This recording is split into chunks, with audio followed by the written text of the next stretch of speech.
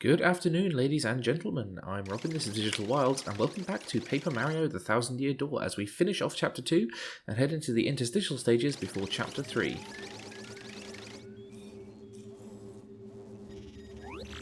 What? Say that again. You can't get in touch with Lord Crump. You are correct, sir. We're investigating now. We should hear any time. Sir Grodus, please allow me to enter. Yes, what is it? I have a report, sir. The crystal star in the Boggly Woods has apparently been taken by Mario. What? You must be joking. What about Lord Crump and the Shadow Sirens? I'm sorry, sir. Unfortunately, Mario laid a beating on all of them. Disturbing. This Mario character. What kind of... Speak up, X-Naut. What is the status of the other crystal stars? I apologise, sir. We are still searching for the other crystal stars. Unsuccessfully, sir. We knew of 3 of them. Hooktail Castle, Boggly Woods, the one we got in Rogueport. That means there are 4 crystal stars left out there. And we will have them. Keep looking so that Mario won't beat us to the punch. Yes, sir. As I suspected, there's no reason to doubt that Mario has that map. He must. Listen up, you. I want you to keep a close watch on what Mario does from now on. Absolutely, sir. Mario, I loathe you. So our villain is doing villainy things and is after us, which is not surprising. But what is surprising is that we are back with Princess Peach for another interstitial section. Oh, Mario, did you even read the mail I sent you? I wonder. I wonder so many things. I wonder how everyone is doing at the castle. Will I never dance at the Mushroom Ball again? I think this might be the only time that the Mushroom Ball gets ever brought up. Anywho, we're back in control, and I think we can go and have another shower, but I also think we might be able to just wander out of the room.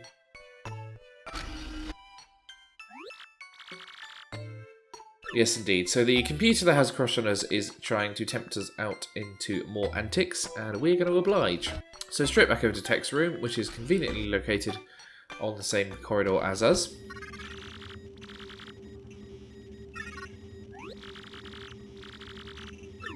And Tech confirms that Mario opened the email. Clearly he has sent it through MailChimp, so you can tell what the open rate was.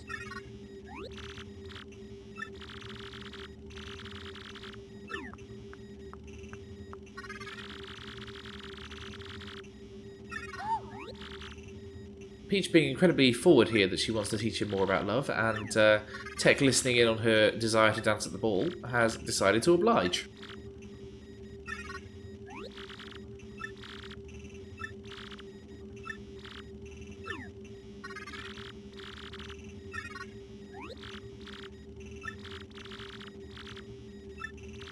So yeah, we're doing a little mini game where we dance with Tech. It's not entirely as romantic as you'd think, because we're going to be dancing with ourselves, as a famous song goes, and it's not exactly Donkey Kong in its level of action commands, but it's an entertaining little diversion.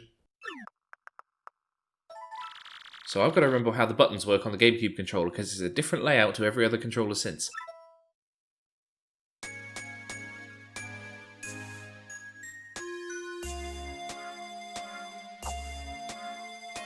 Fortunately, it's very generous with the action command timings.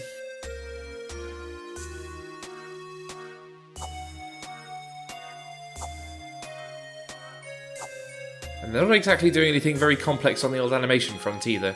This does strike me as a section that was done at a limited budget, shall we say.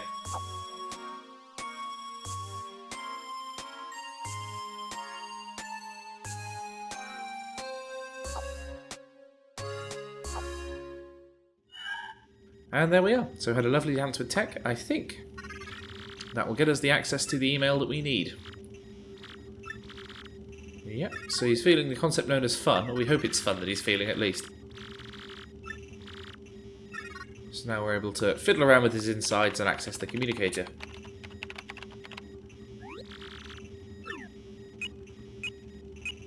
And there we go. So Mario should have another message incoming.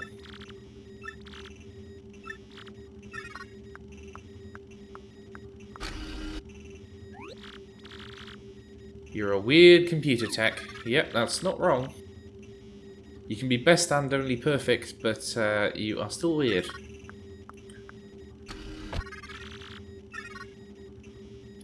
What a creep. So elsewhere in the adventure, we should be able to catch up with a certain spiked gentleman of previous acquaintance.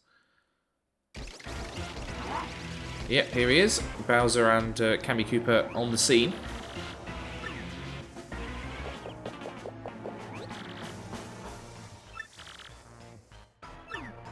So they've heard that Princess Peach was spotted in the town of Petalburg, and they're off to investigate.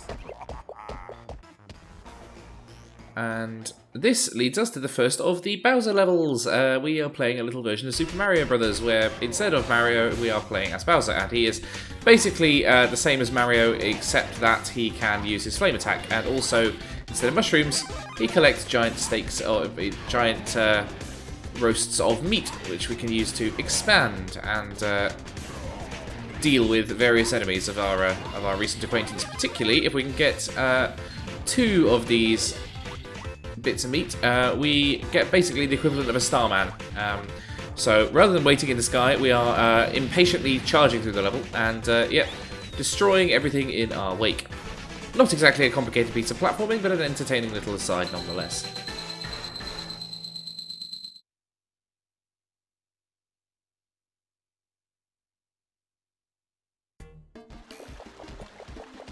So with that done, the King Koopa finds his way to the inferior Koopas, and we find out what's been happening in Petalburg since we were gone. And yeah, basically even the normal Koopas are afraid of Bowser. He doesn't have a great reputation in the Koopa world.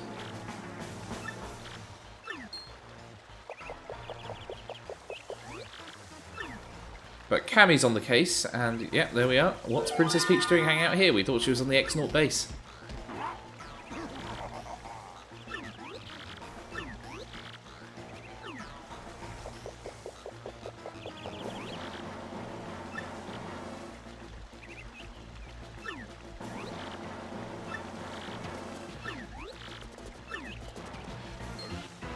But all is not as it seems, because this guy's life's treasure is his life-size Princess Peach poster, which for some reason he exposes to the threat of fading by sticking it up outside in the direct sunlight.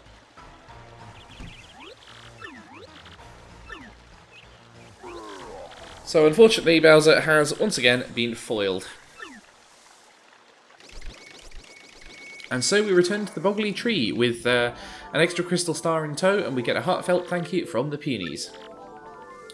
We can now return to their peaceful way of life, warring with the Jabbies and the Piders. And the Elder asks us to come back sometime, which you'd think would be some kind of Fallout 3 style return to the home front style thing, except I don't think there's ever any particularly good reason to return to the Boggly tree. There's like maybe the odd star piece that might be gettable back there, but otherwise generally not worth bothering with. Nonetheless, it's a good excuse for us to get out of here and head back towards Rogueport, so I will see you when I get there. Oh, looks like we got our email from Princess Peach. Dear Mario, I'm sure you're very concerned about me, but please know I'm fine. I'm actually more worried about you. The fiends who kidnapped me are searching desperately for the crystal stars. I'll try to learn what I can about them. I'll email again if I uncover anything, okay? You must know I miss you. Lately I've dreamt about our days back in the castle. I hope we'll spend carefree days there again soon. That might be the most romantic thing Princess Peach ever says to Mario, other than inviting him round for cake, which leads to his death on several occasions as he collects bloody stars. I don't think they're ever shown as ever having any kind of particular romantic involvement. It's just that Princess Peach is a MacGuffin and Mario is the willing dupe who's ready to go and rescue her at the slightest beck and call. So after a few annoying encounters with piranha plants, we're back in the Rogueport sewers, and we're going to head to the Thousand Year Door to turn in our crystal star. But first things first, we've got a few puzzles to take care of down here. So if we get rid of that cover, we get access to this chest, which gives us the Happy Heart P badge, which allows us to slowly restore HP for our partners. Can be useful if you're using your partners as sort of high HP tanks for a glass cannon Mario run. But we're not doing that for now, we're playing a more well-rounded build, so I will hold on to it, and it might be one for when we get slightly higher badge points and are looking for ways to burn them.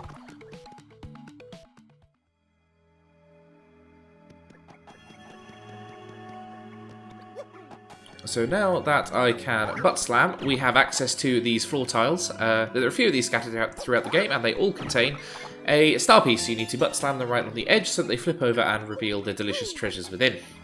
That being said, let's hop on the pedestal.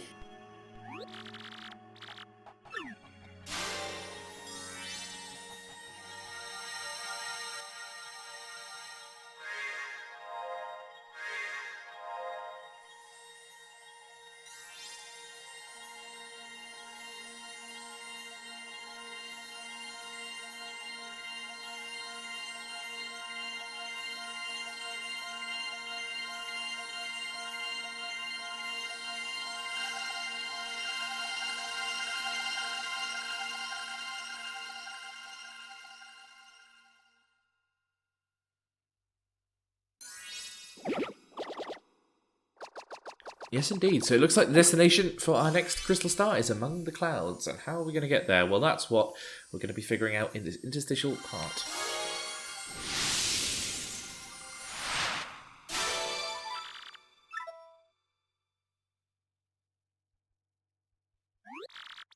Okay, so somewhere up in the sky. And what could that mean? Well, let's go ask Professor Frankly. He's likely to have some insight.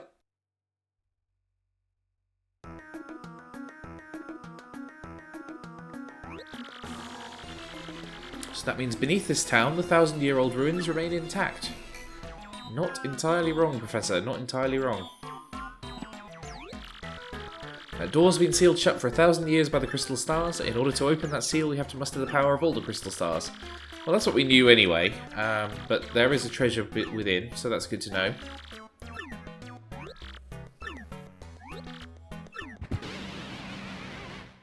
Uh-oh, so Professor Frankly is stuck. And nobody knows what it was that caused the town's demise, but I'm willing to bet it's stuck behind the 1,000-year door.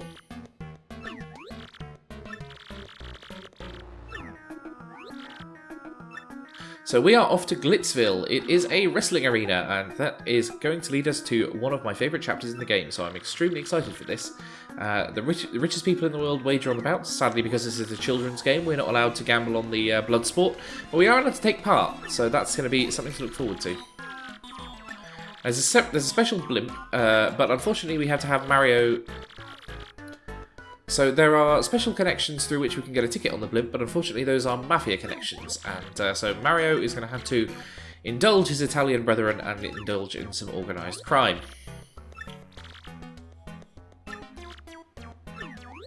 So our first trip is to go and see Don Pianta, and there are a couple of paths towards doing this. Basically, you need to be able to access his secret room, but that's something we will deal with down the line. Just going to have a quick scout around and see if there's any flippable tiles. I don't think there are. So first things first, let's take our newly gained Shine Sprite Hall and upgrade some of our partners.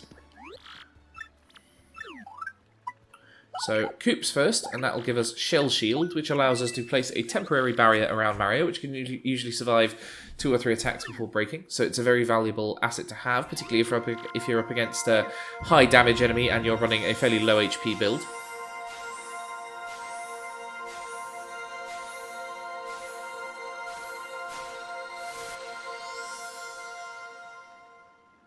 Okay, and Koops is duly upgraded, and now we're going to spend our remaining 3 Shine Sprites on Flurrie, who generally isn't all that worth upgrading, but because we're not going to get another partner for a little while, we might as well.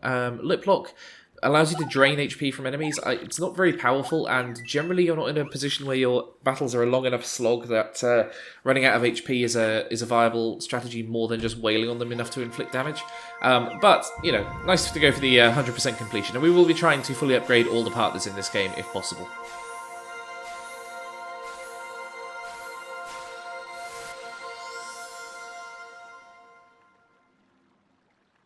Okay, so Flurrie is upgraded, and you'll see she now has 25 HP, which is where she can come in handy, because it's higher than either of our other partners have at this stage. Back over to Goombella, and yeah, we'll head further into the den of iniquity that is Rogueport. This would be the point where you'd have to do the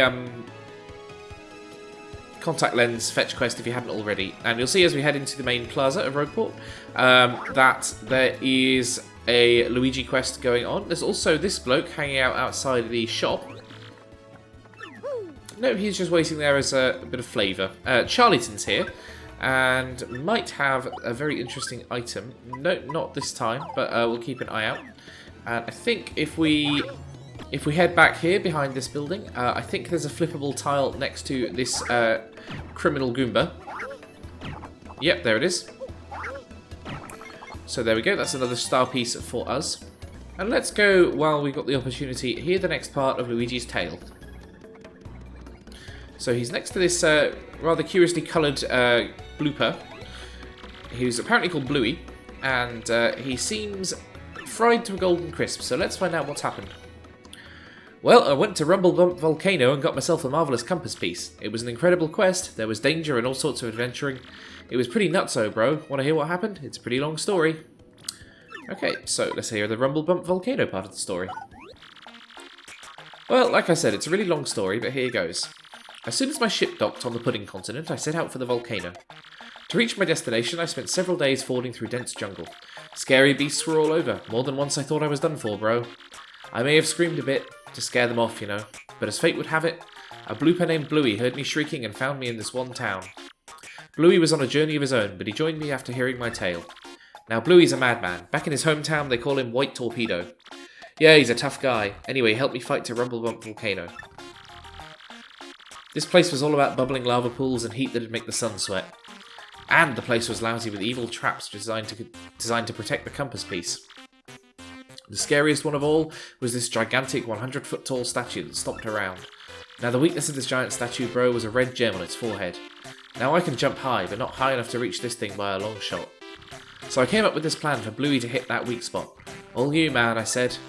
I waited for a pause in the statue's movements and hucked Bluey up there.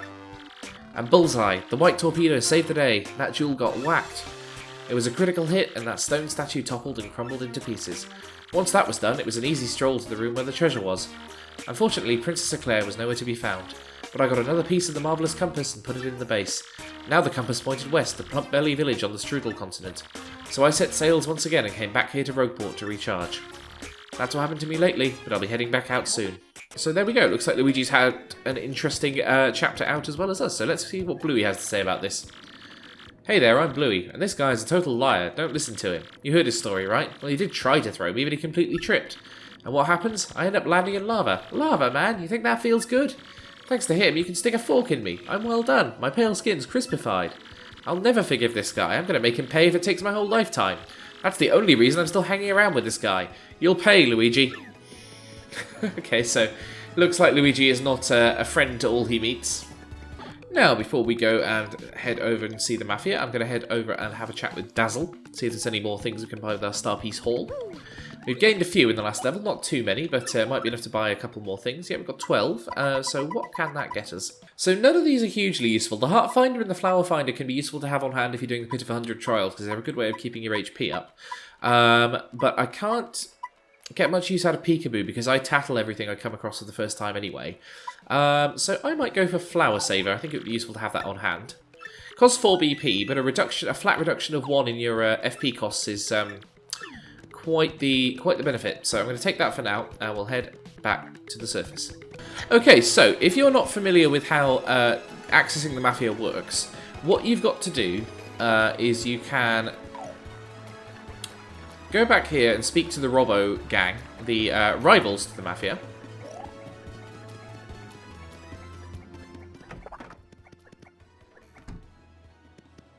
Speak to this guy and ask him if he knows about how to access the Pianta headquarters. And he obviously wants some revenge on him, but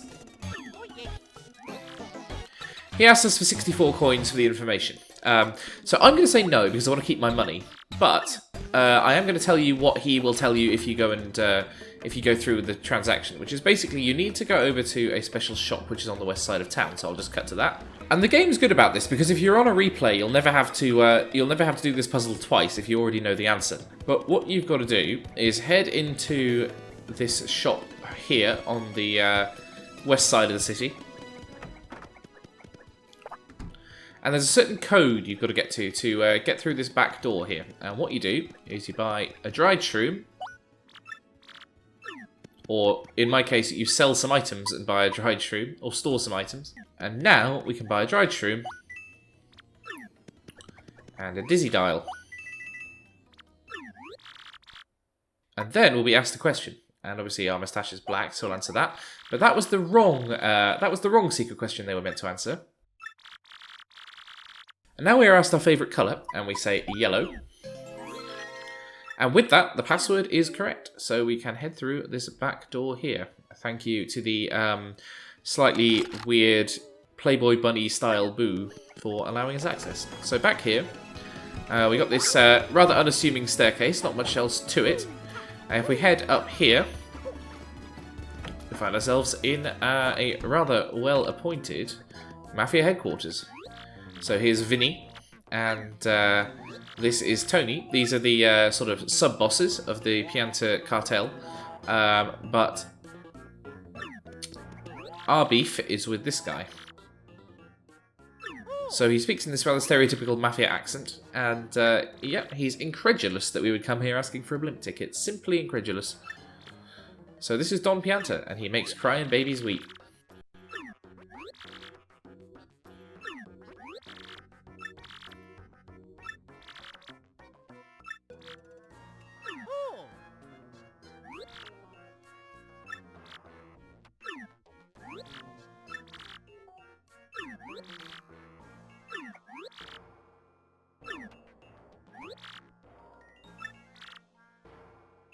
Now, Don Pianta's a romantic type and likes the idea that we're going after this, the woman we love.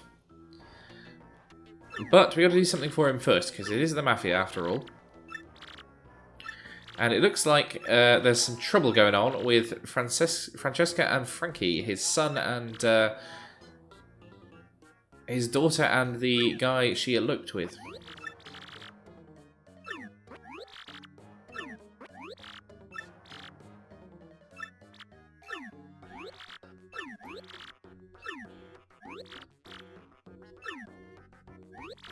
So find my daughter and her friend, then come see me. And they look like this, okay, worth remembering. They're in that kind of sun hat and suit combo. And my luck may turn terrible if I don't find her. Well, I'm sure that won't need to happen. So what we do is, it's a fairly annoying run-around quest, given this game's load times and so on. But I know exactly where they are. So you would think if they were going to elope, they'd head to a transport hub, right? Which means they're either going to be at the train station up here, which we will go to in a minute, but I know they're not there, so I'm not going to bother. Or they'll be down at the docks. So first things first, we'll speak to this guy. This rat is asking us to make an investment. He's off to Dry Desert from the first Paper Mario to invest in oil. And he needs some startup money. Unfortunately, we need 100 coins, so we'll have to go and get that before we head into the next chapter, but that's worth remembering. Instead, we head back to the docks where we originally disembarked from our boat, and here we are. It's Francesca and Frankie. Back off, creep. You want something, or you just like sidling up to people? Little from column A, little from column B. Ah, dear. So they're a little bit afraid of Don Pianta, and but Frankie's a bit of a softie and thinks they ought to go talk to the boss again.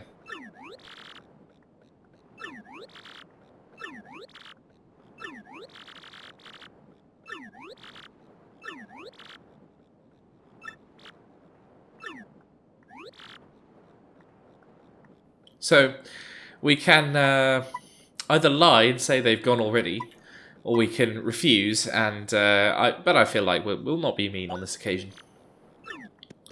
So our job is to go speak to Don Pianta again. So we have to tell him something, and well, I guess we can either rat on them or we can make up some good excuse. So that's given us something to think about at least. So I've just gone and sold the dry shroom and the dizzy dial that we bought a moment ago, as well as a sleepy sheep, and that takes us up to 100 coins. So let's go invest in this guy's business.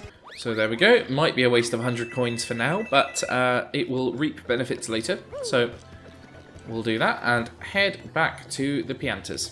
So now that we've accessed the Pianta base once, we don't need to go through the shop dance another time, which is good because I have absolutely zero money on me at the moment.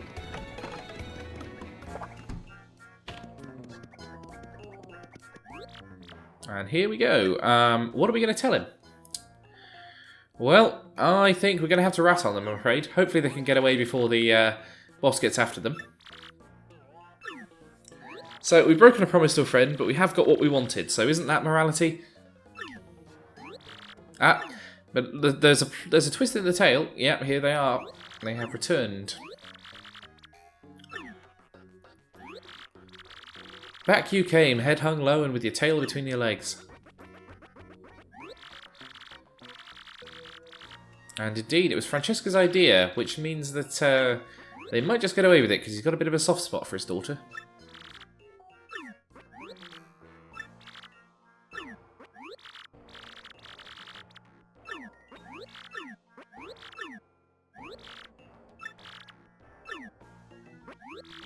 Francesca, my headstrong daughter, you used up your last favour long ago. And you, Frankie, you were like a son to me. This is how you repay your debt to Don Pianta? I feel such disappointment in you two, it's like a poison shroom in my gut.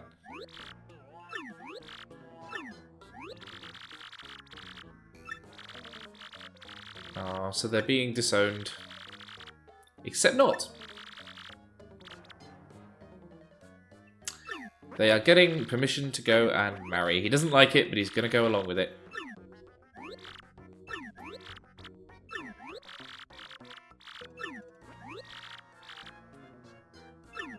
Oh, Vinny and Tony, the toadies, are getting in on the act as well now. I always liked the Piantas as a species in Mario. They never really showed up again after this. This was basically they were basically just in this one because they were in Super Mario Sunshine that came out a couple of years earlier.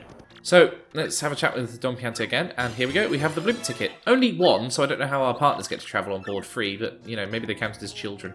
So with our partners upgraded, and some more progress made within Rogueport, we find ourselves on the cusp of an adventure. We can head over to Glitzville, and if I just head north from this West Rogueport Plaza, we'll see that we're in the kind of transport hub area. We've got this quite impressive train, don't worry, that'll come in handy later.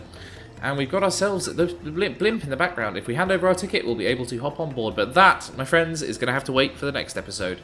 So, next time, we're heading over to Glitzville, and we'll begin our career as a prize fighter. But until then, thank you very much for watching. I've been Robin. If you'd like to help the channel grow, you can consider subscribing. And I'm also on Patreon at patreon.com/digitalwild. So thank you very much, and I'll see you next time.